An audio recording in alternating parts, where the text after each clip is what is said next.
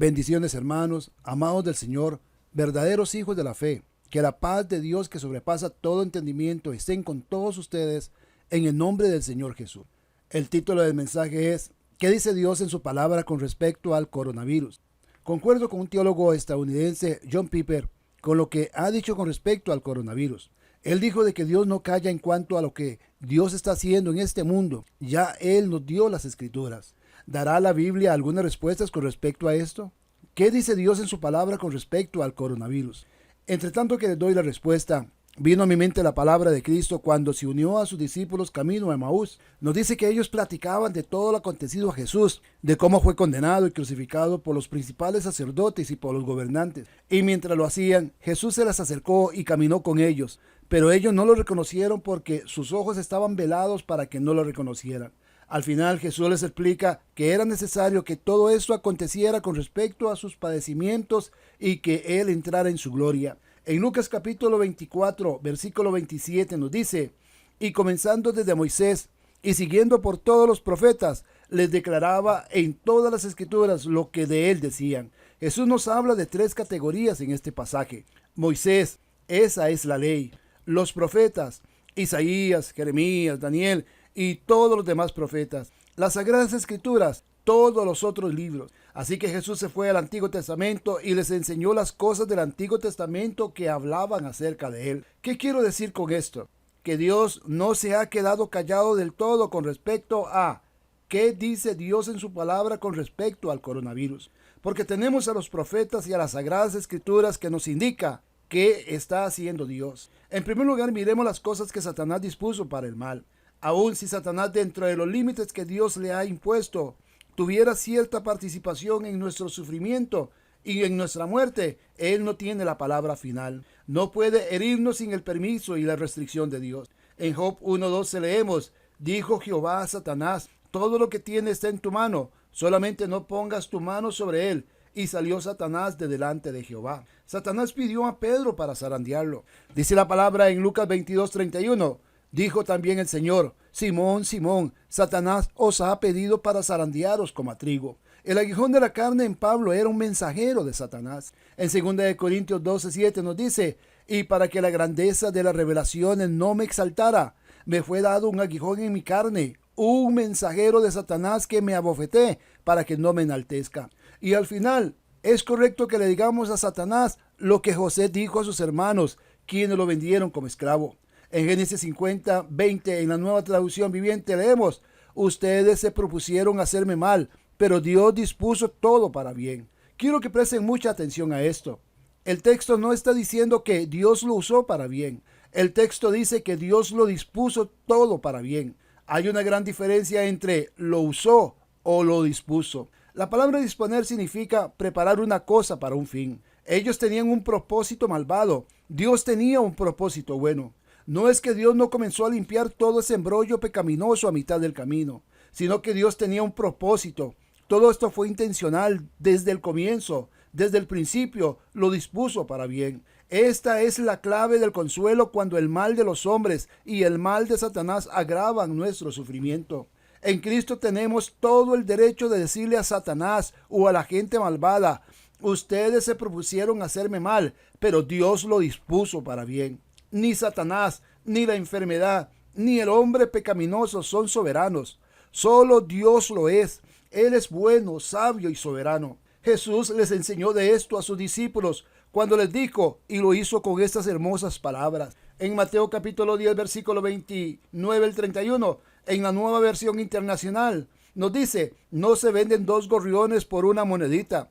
Sin embargo, ni uno de ellos caerá a la tierra sin que lo permita el Padre. Y Él les tiene contados a ustedes aún los cabellos de la cabeza. Así que no tengan miedo. Ustedes valen más que muchos gorriones. Ni un gorrión cae si no es el plan de Dios. De igual manera, ningún virus se mueve en nuestro medio si no es el plan de Dios. Esta soberanía de Dios tan minuciosa hace las cosas deteniéndose en los más mínimos detalles. El texto nos dice que tú vales mucho para Dios, más que muchos gorriones juntos. Tanto así que Dios conoce la cantidad de cabello que hay en tu cabeza. Por esta razón Dios te dice: no temas. ¿Por qué no debes temer? Porque la soberanía es tan meticulosa que hace todo con detenimiento y cuidando los más pequeños detalles. Porque ya sea que vivamos o muramos, su soberanía refleja su santidad, rectitud, bondad y sabiduría. En Cristo no somos simples peones como accesorios innecesarios o sustituibles. Somos sus hijos valiosos. Jesús nos dice, ustedes valen más que muchos gorriones. Usted y yo somos inmortales en este mundo hasta que Dios haya terminado el trabajo que nos ha asignado a hacer. Tú no eres obra de la casualidad. Estás aquí con un propósito. Y ese tipo de confianza tan sólida frente a la muerte le ha dado valentía al pueblo de Cristo durante 2000 años. La verdad acerca de la soberanía sabia y buena de Dios ha sido el poder estabilizador de miles de cristianos en medio de su sacrificio de amor. ¿Qué dice Dios en su palabra con respecto al coronavirus? Antes de dar una respuesta, consideremos algunas ideas generales. Si Dios no ha sido derrocado y si realmente hace como dice Efesios 1:11, todas las cosas conforme al designio de su voluntad. Y si este brote de coronavirus, con toda su devastación, Dios lo está permitiendo, ¿qué está haciendo? ¿Cuáles son sus propósitos? Para contestar estas preguntas, déjame decirte que nuestras opiniones e ideas tienen muy poca importancia en comparación a la sabiduría de Dios. En Proverbios capítulo 28, versículo 26 nos dice, el que confía en su propio corazón es un necio, pero el que camina con sabiduría será librado. En cambio, Dios nos aconseja. Proverbios capítulo 3, verso 5. Confía en Jehová con todo tu corazón y no te apoyes en tu propia prudencia.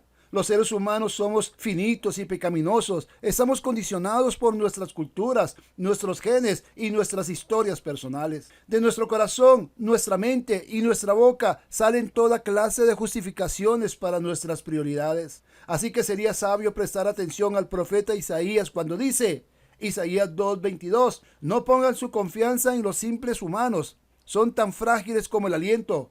¿Qué valor tienen? Los conceptos, las opiniones e ideas de los hombres, incluyéndome a mí, son insignificantes con respecto al coronavirus. Lo que yo o nosotros digamos carece de importancia. Pero no así Dios, porque Dios nos ha dejado las Escrituras y nos habla a través de ella. Lo vemos a través de las palabras de Pablo y que son verdad. Efesios 1:8 y 9. Él desbordó su bondad sobre nosotros junto con toda la sabiduría y el entendimiento. Ahora Dios nos ha dado a conocer su misteriosa voluntad respecto a Cristo, la cual es llevar a cabo su propio buen plan. Él nos hizo conocer el misterio de su voluntad. Pablo lo dice con estas palabras. Efesios capítulo 3, verso 4. Cuando lean esto que les escribo, entenderán la percepción que tengo de este plan acerca de Cristo. Por lo tanto, podemos saber a través de las Escrituras qué dice Dios en su palabra con respecto al coronavirus. En el mensaje, La casa fundada sobre la roca, quedó claro que podemos confiar en la Biblia, que es la palabra de Dios. La idea aquí no es inventar ideas sobre lo que Dios podría estar haciendo. La idea es escuchar su voz en la Escritura y dar una respuesta cristiana de lo que escuchamos. La Biblia nos dice que sus caminos son inescrutables. Con esto nos dice que Dios siempre está haciendo miles y miles de cosas de las cuales no sabemos nada. En el Salmo 45, en la Nueva Traducción Viviente, nos dice: Oh Señor mi Dios, has realizado muchas maravillas a nuestro favor. Son tantos tus planes para nosotros que resulta imposible enumerarlos. No hay nadie como tú. Si tratara de mencionar todas tus obras maravillosas, no terminaría jamás. Sus designios con el coronavirus no solo van más allá de lo que se puede contar, son en muchas formas inescrutables. Pablo nos dice en Romanos capítulo 11, versículo 33, Oh profundidad de las riquezas y de la sabiduría y del conocimiento de Dios. Cuán insondables son sus juicios e inescrutables sus caminos. Con esto que Pablo está diciendo, no quiero decir que cerremos nuestras Biblias y creamos nuestra propia realidad. Porque la Biblia también nos dice que podemos encontrar algunas respuestas de lo que Dios está haciendo a través de esta pandemia, a través de este virus. Estas palabras sobre los caminos inescrutables de Dios fueron escritas como un clímax de 11 capítulos sobre las noticias más grandiosas del mundo, las cuales fueron escritas para que las entendamos. Por ejemplo, cuando Pablo habla de que el sufrimiento es inevitable, él nos dice en Romanos capítulo 5, versículo 3 al 5, Y no solo esto, sino que también nos gloriamos en las tribulaciones, sabiendo que la tribulación produce paciencia, y la paciencia prueba, y la prueba esperanza, y la esperanza no defrauda, porque el amor de Dios ha sido derramado en nuestros corazones por el Espíritu Santo que nos fue dado. En la Nueva Traducción Viviente nos dice: también nos alegramos al enfrentar pruebas y dificultades, porque sabemos que nos ayudan a desarrollar resistencia, y la resistencia desarrolla firmeza de carácter, y el carácter fortalece nuestra esperanza segura de salvación. Y esa esperanza no acabará en desilusión, pues sabemos con cuánta ternura nos ama Dios, porque nos ha dado el Espíritu Santo para llenar nuestro corazón con su amor. Dice Pablo: sabiendo que la tribulación produce paciencia. En la Nueva Traducción Viviente dice: porque sabemos. La Biblia fue escrita para que podamos saber las cosas que Dios ha revelado, especialmente en cuanto al sufrimiento, y esto incluye esta crisis del coronavirus. Así que inescrutable significa que Dios siempre está haciendo más de lo que podemos ver, y aún lo que podemos ver no lo habríamos visto si Él no lo hubiera revelado. Por lo tanto, aquí no se trata de imaginar, porque imaginar es demasiado fácil, porque el coronavirus requiere que combatamos con una realidad difícil, no con imaginaciones fáciles. Dios y su palabra son la realidad que necesitamos, la roca bajo nuestros pies. Lo importante aquí es señalar la realidad, no crear una realidad. Es escuchar lo que Dios ha dicho y afirmarlo, pero no imaginarlo. Veamos lo que enseña la Biblia y luego miremos cómo se relaciona con el coronavirus. Usted podrá juzgar por sí mismo lo que es justo. Digo esto porque es lo que dijo Jesús sobre interpretar el tiempo actual. A Él le indignaba que las personas pudieran usar la razón para darle sentido a los patrones climáticos, pero no a la obra divina de Dios en la historia. En Lucas capítulo 12, versículos 56 al 57, Jesús dijo: hipócritas, ¿sabéis distinguir el aspecto del cielo y de la tierra? ¿Y cómo no distinguís este tiempo? ¿Por qué no juzgáis por vosotros mismos lo que es justo? Así que mi esperanza es que le pidas ayuda a Dios, que veas lo que dice su palabra y juzgues por ti mismo lo que es justo. En la Nueva Traducción Viviente nos dice: necios, saben interpretar las señales del clima en la tierra y en los cielos, pero no saben interpretar los tiempos presentes. ¿Por qué no pueden decidir por ustedes mismos lo que es correcto? Espero que pongas a prueba lo que dicen las Escrituras. En 1 de Juan capítulo 4, verso 1 nos dice: amados, no creáis a todo espíritu, sino probad los espíritus si son de Dios, porque muchos falsos profetas han salido por el mundo. También nos dice que te aferres a lo que es bueno.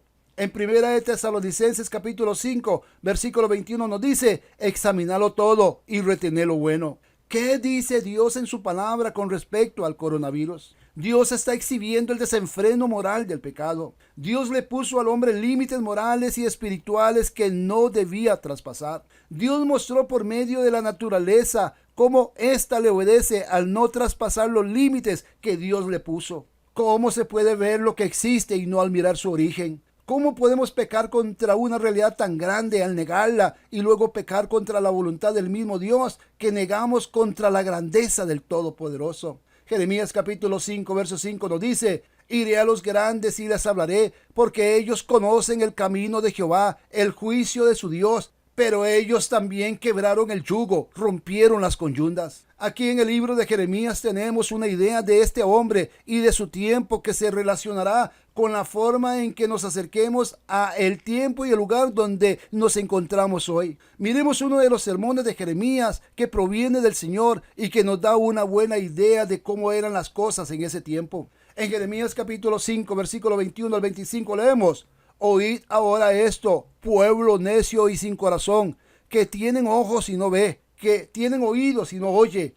¿A mí no me temeréis? Dice Jehová, no os amedrantaréis ante mí, que puse arena por límite al mar, por estatuto eterno que no quebrantará. Se levantarán tempestades, mas no prevalecerán. Bramarán sus olas, mas no lo traspasarán. Pero este pueblo tiene corazón falso y rebelde. Se apartaron y se fueron.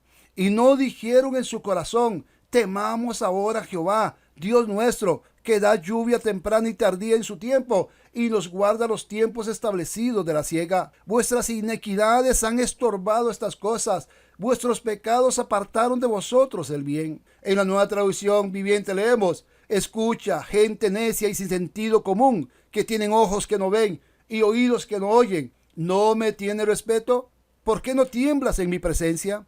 Yo, el Señor, con la arena defino el límite del océano, como frontera eterna que las aguas no pueden cruzar. Las olas pueden agitarse y rugir, pero nunca podrán pasar los límites que establecí. Sin embargo, mi pueblo tiene el corazón terco y rebelde. Se alejó y me abandonó. No dicen de corazón: vivamos con temor reverente ante el Señor nuestro Dios, porque nos da la lluvia cada primavera y otoño, asegurándonos una cosecha en el tiempo apropiado. Su maldad les ha privado de estas maravillosas bendiciones. Su pecado les ha robado todas estas cosas buenas. Ahora, ¿qué es esto que dice? Es una declaración muy clara. Él está diciendo que el pueblo de Dios, los hombres de Judá, el pueblo de Jacob, los judíos han mirado a la creación, han visto el océano y la tierra que lo limita. Han entendido la lluvia en la temporada apropiada y las estaciones y la lluvia que juntas produjeron la comida que sostiene la vida. Han visto la consistencia perdurable de todo esto. Han visto el poder de estas disposiciones y la maravilla de ellas. Es decir, la majestad de Dios en la creación está en exhibición. La providencia de Dios es manifiesta y debe estimular sus corazones en la adoración. Y por eso dice en Jeremías capítulo 5, versículo 22, la Nueva Traducción Viviente: no me tienes respeto. ¿Por qué no tiemblas en mi presencia? Yo, el Señor, con la arena defino el límite del océano, como frontera eterna que las aguas no pueden cruzar. Las olas pueden agitarse y rugir, pero nunca podrán pasar los límites que establecí. No me tienes respeto. ¿Por qué no tiemblas en mi presencia? En lugar de adorarlo, tenerle temor, temblar ante su presencia, hacen todo lo contrario. Jeremías 5:24 dice: y no dijeron en su corazón: temamos ahora a Jehová Dios nuestro, que da lluvia temprana y tardía en su tiempo, y nos guarda a los tiempos establecidos de la siega. Cuando ese versículo debería decir: temamos al Señor ahora, temblemos ante su presencia. Pero no fue así. Sus voluntades no se someten a Él, ni siquiera le dan honor como Criador y Proveedor. El poder omnipotente de Jehová es manifiesto, es visible en las obras de su creación, que debería obligar a su pueblo del pacto, Israel, y cualquier pueblo en cualquier época de la historia, a temer su nombre, a estar en temor de Él como el Creador, para reverenciarlo como fuente de provisión, el que controla el mar, proporciona la tierra, las estaciones y la comida. ¿Cómo podemos contemplar a este Dios y no adorarlo, y no darle honor, y no volvernos a Él, y no obedecerlo? Esa es la pregunta que Dios le pide a Jeremías, que le plantea a Judá, el reino del sur, el resto de la gente en la tierra de Israel. El reino del norte ya había sido llevado al cautiverio por su propia apostasía. Pero hay más aquí que hechos. Aquí hay una analogía y quiero que vean la analogía. La analogía aparece en el versículo 22. Es un hecho de que Dios coloca la arena como un límite para el mar. Es un hecho que las olas lanzan y sin embargo no pueden prevalecer. Rugen pero no pueden cruzar. Es un hecho que Dios controla los océanos con la orilla. El mar, entonces, dice Jeremías, nunca rompe su límite. Me obedece en todos sus movimientos. Puede dar vueltas y vueltas. Puede haber ocasionalmente un maremoto. Puede haber un tsunami ocasional, pero el mar volverá a su lugar ordenado. Sin embargo, por el contrario, el versículo 23, Nueva Traducción Viviente, dice: sin embargo, mi pueblo tiene el corazón terco y rebelde, se alejó y me abandonó. Ellos no quieren obedecerme, no permanecerán dentro de los límites de la voluntad y el propósito de Dios. Son personas tercas y rebeldes. Ellos van por mal camino, rompen todos los límites. Esta criatura insignificante y pecador, esta pequeña criatura que Dios podría aplastar como un insecto bajo su zapato. Este hombre resistirá las restricciones de Dios y superará todos sus límites. El hombre en su caída no se puede controlar, ni individual ni colectivamente. El mar se revuelve pero obedece. Está restringido por un pequeño cinturón de arena. Sus poderosos poderes son retenidos. Pero las personas, dice Dios, que tienen restricciones más fuertes que la arena, son rebeldes e invaden las fronteras que Dios ha establecido. Eso es lo que la gente de la nación de Israel había hecho. Y el ciclo se repite una y otra vez. Porque eso es lo que la gente de nuestro tiempo en todas las naciones están haciendo.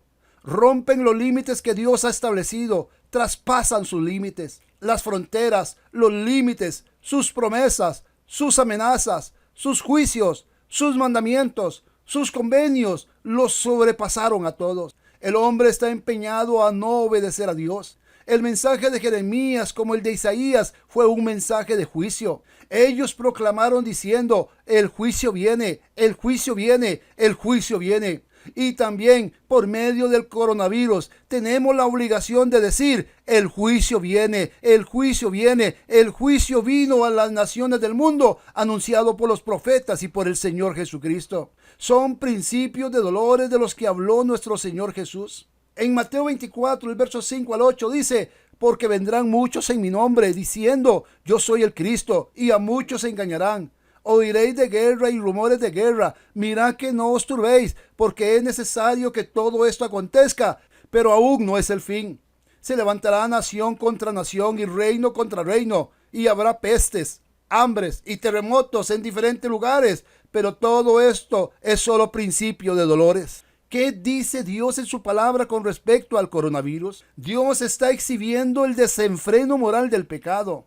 Consideremos la primera respuesta. Con la crisis del coronavirus, de esta pandemia, así como con todas las demás calamidades y pestes, Dios le está dando al mundo una representación física del desenfreno moral y la monstruosidad espiritual del pecado que menosprecia a Dios. La realidad es que el pecado es la razón por la que existe toda miseria física. En el tercer capítulo de la Biblia describe la entrada del pecado al mundo y muestra que el pecado es el origen de la devastación global y de la miseria. En Génesis capítulo 3, verso 1 al 19 nos dice: la serpiente era más astuta que todos los animales del campo que Jehová Dios había hecho, y dijo a la mujer: con que Dios os ha dicho: no comáis de ningún árbol del huerto. La mujer respondió a la serpiente: del fruto de los árboles del huerto podemos comer, pero del fruto del árbol que está en medio del huerto, dijo Dios: no comeréis de él, ni lo tocaréis, para que no muráis. Entonces la serpiente dijo a la mujer: no moriréis, pero Dios sabe que el día que comáis de él serán abiertos vuestros ojos y seréis como Dios, conocedores del bien y del mal. Al ver la mujer que el árbol era bueno para comer, agradable a los ojos y deseable para alcanzar la sabiduría, tomó de su fruto y comió, y dio también a su marido, el cual comió al igual que ella.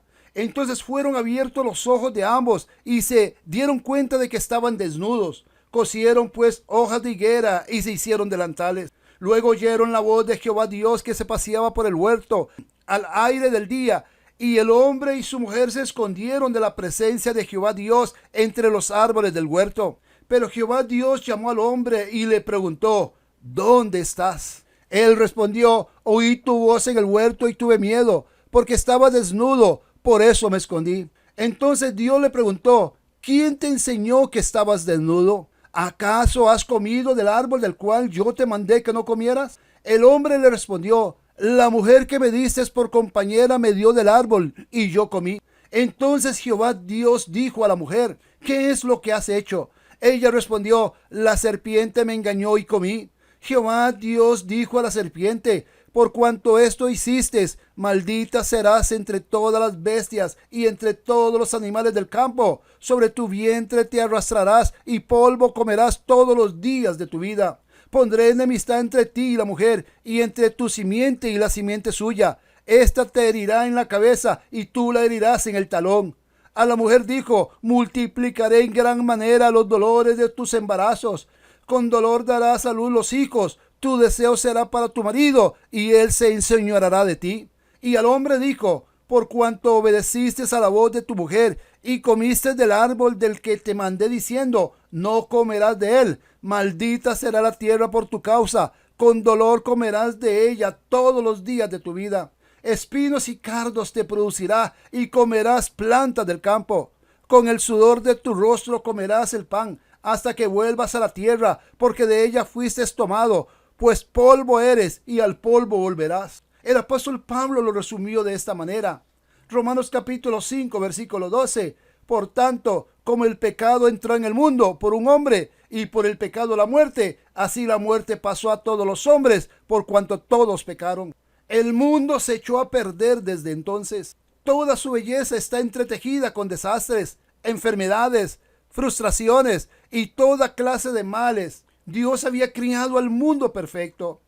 En Génesis 1:31 leemos: y vio Dios todo cuanto había hecho, y era bueno en gran manera. Pero desde que la humanidad cayó en pecado y hasta el día de hoy, la historia con todas sus maravillas es solo una cinta transportadora de cadáveres. La caída de la raza humana trajo el juicio. La Biblia no ve este quebrantamiento del mundo como algo meramente natural, sino como el juicio de Dios sobre un mundo impregnado de pecado. Pablo describió los efectos del juicio de Dios de esta manera. Romanos 8, 20 al 22. La creación fue sujetada a vanidad, no por su propia voluntad, sino por causa del que la sujetó en esperanza.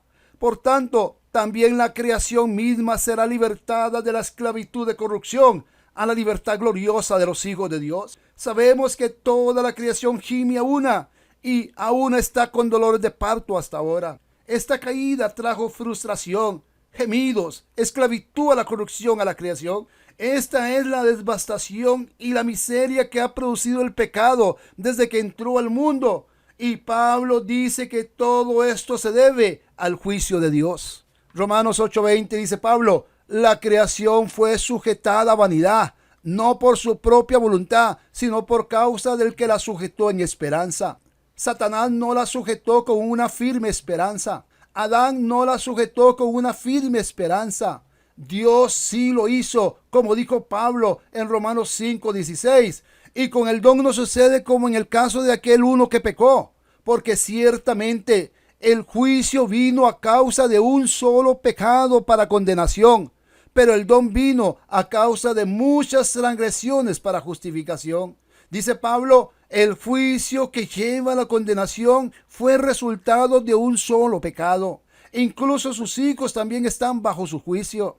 Ciertamente este pasaje está lleno de esperanza, pues nos habla de la libertad gloriosa de los hijos de Dios. En Romanos capítulo 8, versículo 21 dice: por tanto, también la creación misma será libertada de la esclavitud de corrupción a la libertad gloriosa de los hijos de Dios. Dios tiene un plan asombroso para una nueva creación, donde en Apocalipsis capítulo 21:4 dice: enjugará Dios toda lágrima de los ojos de ellos, y ya no habrá más muerte, ni habrá más llanto, ni clamor, ni dolor, porque las primeras cosas ya pasaron. Pero por ahora todos estamos bajo su juicio. Él ha sujetado al mundo a la muerte, al desastre y a la miseria. Sin embargo, incluso sus propios hijos, los que Él predestinó para ser adoptados. Como dice Efesios 1:5, por su amor nos predestinó para ser adoptados hijos suyos por medio de Jesucristo, según el puro afecto de su voluntad, y que han sido redimidos por la sangre de su Hijo.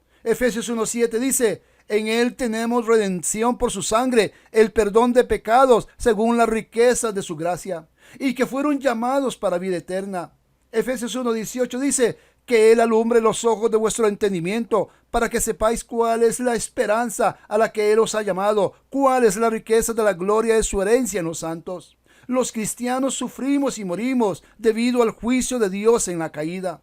Romanos 8:23 dice: y no solo ella, sino también nosotros mismos, que tenemos las primicias del Espíritu, nosotros también gemimos dentro de nosotros mismos, esperando la adopción, la redención de nuestro cuerpo. Los cristianos también son arrastrados por tsunamis. Los cristianos también mueren por terremotos. Los cristianos también mueren en ataques terroristas. Los cristianos también se contagian de coronavirus. Pero este juicio para los cristianos no es un juicio de castigo, sino de purificación. La diferencia para los cristianos, aquellos que tenemos a Cristo como nuestro mayor tesoro, es que no experimentamos esta corrupción como una condenación, porque Dios nos dice en su palabra, Romanos 8:1, ahora pues ninguna condenación hay para los que están en Cristo Jesús, los que no andan conforme a la carne, sino conforme al Espíritu. El dolor para nosotros es purificador, no es un castigo, porque Primera de Tesalonicenses 5:9 dice: Dios no nos ha puesto para ira, sino para alcanzar salvación por medio de nuestro Señor Jesucristo. Morimos por enfermedades y desastres, igual que el resto de los seres humanos. Pero para los que estamos en Cristo, el aguijón de la muerte fue quitado. En 1 Corintios 15:55 dice: ¿dónde está muerte tu aguijón? ¿Dónde sepulcro tu victoria? Pablo nos dice que el morir es ganancia. Filipenses capítulo 1 versículo 21: porque para mí el vivir es Cristo y el morir es ganancia. Pablo dice que partir y estar con Cristo es mucho mejor. Filipenses capítulo 1 versículo 23: de ambas cosas estoy puesto en estrecho, teniendo deseo de partir y estar con Cristo, lo cual es muchísimo mejor. Satanás existe y es real, pero también Dios le puso límites. Cuando digo que el juicio de Dios por el pecado es la raíz de las miserias de este mundo, no estoy cerrando los ojos al hecho de que Satanás tiene una gran participación en nuestra miseria global. La Biblia lo llama el Dios de este mundo. Segunda de Corintios 4:4 nos dice: esto es, entre los incrédulos, a quienes el Dios de este mundo les cegó el entendimiento, para que no les resplandezca la luz del evangelio de la gloria de Cristo, el cual es la imagen de Dios. También la Biblia nos dice que Satanás es el príncipe de este mundo. En Juan 12:31 dice: ahora es el juicio de este mundo. Ahora el príncipe de este mundo será echado fuera. También nos dice que Satanás gobierna las tinieblas. Efesios capítulo 2 verso 2 dice: en los cuales anduvisteis en otro tiempo, siguiendo la corriente de este mundo, conforme al príncipe de la potestad del aire, el espíritu que ahora opera en los hijos de desobediencia. También nos dice que él ha sido desde el principio un asesino. En Juan 8:44 dice: vosotros sois de vuestro padre el diablo, y los deseos de vuestro padre queréis hacer. Él ha sido homicida desde el principio y no ha permanecido en la verdad, porque no hay verdad en él. Cuando habla mentira, de lo suyo habla, pues es mentiroso y padre de mentira. También nos dice que Satanás ata y oprime con muchas enfermedades. En Lucas 13:16 dice: y a esta hija de Abraham, que Satanás había atado 18 años, no se le debía desatar de esta ligadura en sábado. En Hechos 10:38 dice: cómo Dios ungió con el Espíritu Santo y con poder a Jesús de Nazaret, y cómo esto anduvo haciendo bienes y sanando a todos los oprimidos por el diablo, porque Dios estaba con él. Pero Satanás está atado y la correa está en las manos de Dios. No puede actuar sin el permiso de Dios. Solo actúa con permiso y restricción. Como lo vimos en Job 1:12, dijo Jehová a Satanás: todo lo que tiene está en tu mano, solamente no pongas tu mano sobre él. Y salió Satanás de delante de Jehová. Como lo vimos también en Lucas 22:31. Dijo también el Señor: Simón, Simón, Satanás os ha pedido para zarandearos como a trigo. Como lo vimos también en 2 de Corintios 12:7.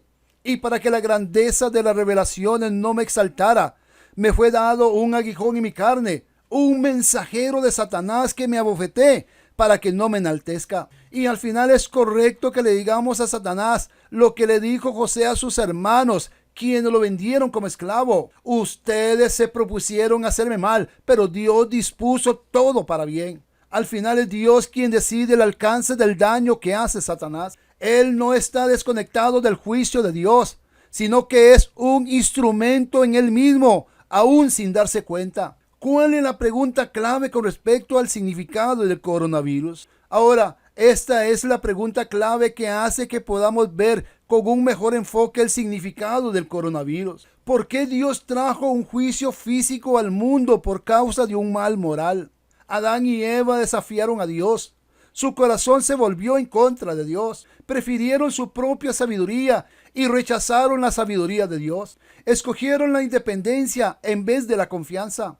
Su desafío, preferencia y elección fue un mal espiritual y moral. Fue un pecado que estuvo primero en el alma, no en el cuerpo. Fue primero hacia Dios, no hacia el hombre. Pero en respuesta a esta rebelión moral y espiritual, Dios sujetó al mundo físico al desastre y a la miseria. ¿Por qué? ¿Por qué no dejar el mundo físico en buen estado y traer miseria al alma humana, ya que allí fue donde comenzó todo? Consideremos una posible respuesta. Dios maldijo el mundo físico para que las atrocidades físicas que vemos a nuestro alrededor y a través de enfermedades y calamidades sean representaciones vívidas de lo horrible que es el pecado. En otras palabras, el mal físico es una parábola, una dramatización, un letrero que apunta a la atrocidad moral de la rebeldía en contra de Dios. ¿Por qué hacerlo de esa manera? Porque en nuestra condición actual, después de la caída, cegados por el pecado, no podemos ver ni sentir lo repugnante que es pecar contra Dios. Prácticamente nadie en el mundo siente lo atroz que es preferir otras cosas por encima de Dios. ¿Quién se desvela pensando en cómo despreciamos a Dios todos los días, ignorándolo y desafiándolo? Pero cuando sentimos nuestro dolor físico, ¿cuánto nos indignamos cuando Dios toca nuestro cuerpo? Tal vez no nos duela la forma en que menospreciamos a Dios todos los días en nuestro corazón. Pero si el coronavirus viene y amenaza nuestro cuerpo, Dios recibe nuestra atención. El dolor físico es el toque de alarma de Dios que nos dice que hay un problema serio en el mundo. Las enfermedades y las deformidades son las imágenes que Dios nos da en el ámbito físico para que veamos cómo es el pecado en el ámbito espiritual. Y eso es cierto, a pesar de que algunas de las personas más piadosas del mundo tengan estas enfermedades y deformidades. Con las calamidades, Dios nos da muestras de las consecuencias del pecado, de lo que muchos sufrirán eternamente si no se arrepienten y confían en Cristo. Son advertencias, son señales de alerta, son principios de dolores para que veamos la atrocidad moral y la fealdad espiritual del pecado contra Dios. Si tan solo pudiéramos ver y sentir lo repugnante, ofensivo y abominable que es tratar a nuestro Creador con desprecio, ignorarlo, desconfiar de Él y dejar que cualquier otra cosa sea lo más importante en nuestro corazón. Necesitamos ver y sentir esto. No acudiríamos a Cristo para que nos salve de la fealdad del pecado. Puede que clamemos para ser librados del castigo del pecado, pero ¿podremos ver y odiar la fealdad moral del pecado que desprecia a Dios? Si no lo hacemos, no será porque Dios no nos haya mostrado imágenes vívidas de esta fealdad en la miseria física como con el coronavirus. Por lo tanto, Dios es misericordioso al gritarnos en estos días: despierta, así es el pecado contra mí. Es atroz, es feo y es mucho más peligroso que el coronavirus. Es tiempo de buscar de Dios, de volvernos a Él. Es tiempo de decir: tengamos temor de Dios, temblemos ante su presencia, de adorarlo, porque grandes y maravillosas son sus obras. Ven a Jesús. Oremos. Señor, sabemos que son los últimos tiempos y que todo esto que está pasando en el mundo nos alerta aún más para prepararnos para tu encuentro. El juicio vino por el pecado de un solo hombre y desde entonces toda la creación fue sujetada a vanidad, pero al mismo tiempo fue sujetada en esperanza. Sabemos que la creación misma será libertada de la esclavitud de corrupción a la libertad gloriosa de los hijos de Dios. Toda pandemia, toda calamidad, toda catástrofe es como una imagen para nosotros, para que veamos cómo tú miras la atrocidad del pecado y la fealdad del mismo. Que no nos ceguemos, Señor, que podamos mirar como tú miras y sentir como tú sientes con respecto al pecado. Ten misericordia de todos nosotros, de nuestras familias, de nuestros hijos, de nuestra nación y del mundo entero. Que este tiempo de cuarentena nos haga reflexionar profundamente de nuestra condición espiritual. Salva a los pecadores, abre sus ojos y que entiendan que este es tiempo de buscar a Dios. Te lo pedimos en el nombre de nuestro Señor Jesucristo. Amén.